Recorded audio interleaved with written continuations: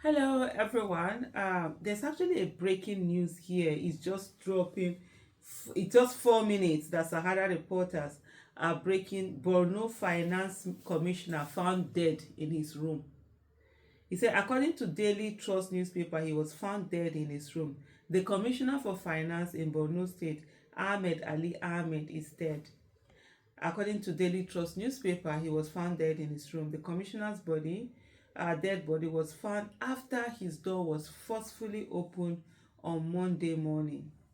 The deceased was discovered dead after he failed to emerge at his usual morning time, prompting concerns. Oga is no more. He died early this morning, the source told the newspaper.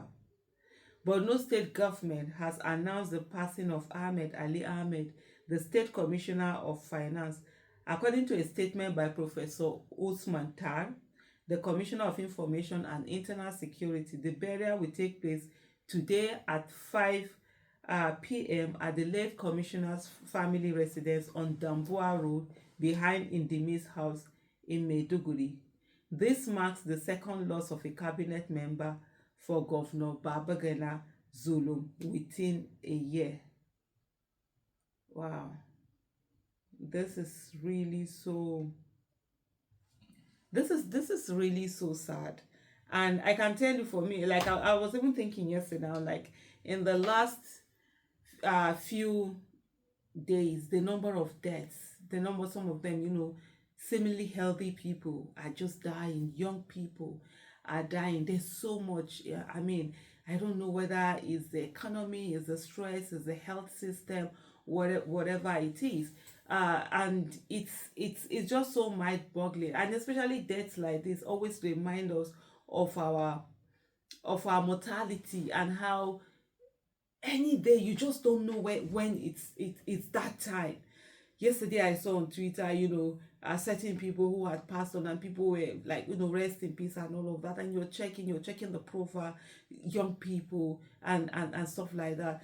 This, for everyone that is in a position of trust, is always to remember that there's death somewhere. There's death waiting for us. There's a graveyard that we all are going to go to. And there's for those who have faith, for those who believe in God, for those who believe, who have religion, and a good number of those religions do talk about the fact that there's going to be a judgment day where people are coming out, and God is going to judge people's act on earth. And sometimes when you see people, the recklessness within which people live, it's almost as if they have been told that there's not going to be any judgment, or they are going to be free from those judgments. Death is a moment where every one of us has to reflect. It can happen at any time. It doesn't give you warnings, it doesn't give you time. There are few people who they have certain medical condition whom they are told, oh, you have certain time to live. Even though people sort of like dread those kind of things, I would prefer such a thing. Let me even know the whole suddenness and the finality of death is one thing that should humble every human being. And that's why when I see people who just sit down and people are feeling something, "Oh, I'm somebody, I'm someone, do you know who I am?" You are nothing, because you don't even know what's going to happen to you the next second. You don't even know what's going to happen to you the next day. You don't even know nothing until you're told. Even when something has already happened, until and unless they tell you, you don't even know about it. So what, as a human being, really, what are we? We are nothing. You understand? We're just nothing. We're just so vulnerable, and yet we have this sense of arrogance, that we own the earth, that we own everything. We really do not own anything. We're just mere vessels that are here, and anytime anything, someone can just go away. Well, I wish the commissioner pray for the reports of his soul, and also pray that his family will have the fortitude, to bear the loss. This way you have all of this sudden death. They're so scary. It's really sort of like it's almost, I wouldn't say unbelievable, because it's things that have happened before. but it's just the rate at which they have increased have really become something else. Leadership is a burden. Leadership is about service, and when every one of us must understand that when you finish with this, even if on this earth you will not ask questions, for sure that God is there, and God is going to be asking you, what did you do with the responsibility that we're giving to you? And for me, these are some of the things that I find so scary about leadership. I see how people are so flippant about, oh, get a position, get this leadership position, get this one. It's a tough place because you have to account for everything. The accountability is not just the one that you do here on earth. The accountability is also the one that you do before God, where it's your body parts that are going to do the talking, not even your mouth.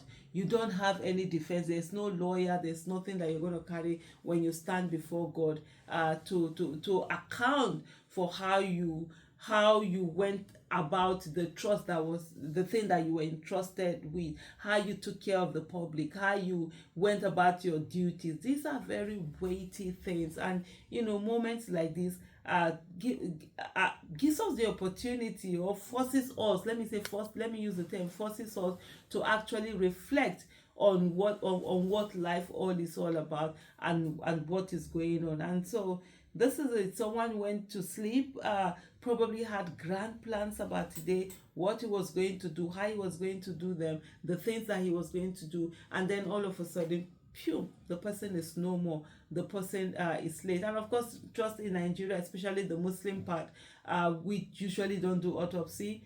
When someone is late, the next thing they're going to be burying you. I'm even surprised that in his own case, they are leaving him up to 5 p.m.